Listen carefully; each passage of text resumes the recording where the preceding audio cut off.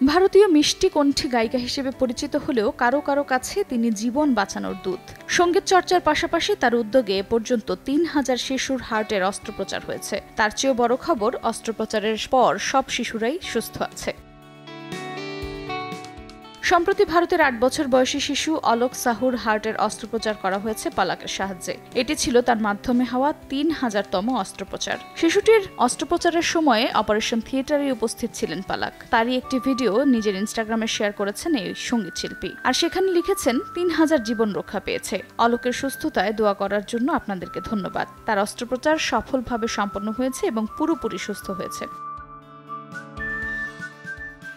কেন এমন উদ্যোগ নিয়েছেন এই গায়িকা?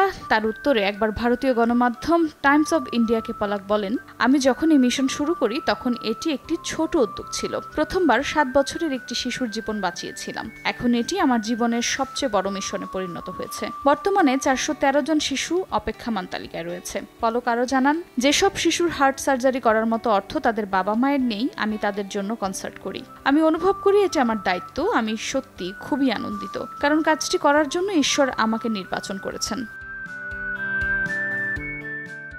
গান ও নানা কনসার্টের পাশাপাশি সঙ্গীত ক্যারিয়ারে অনেক সিনেমার প্লেব্যাক করেছেন পালাক মুছাল। আশিকি সিনেমার মেরি আশিকি ও চাহু মাইয়ানা গান দুটি বেশ জনপ্রিয় করে তোলে পালাক মুছালকে। আফরোজা মৌটুসী, সময় সংবাদ, ঢাকা।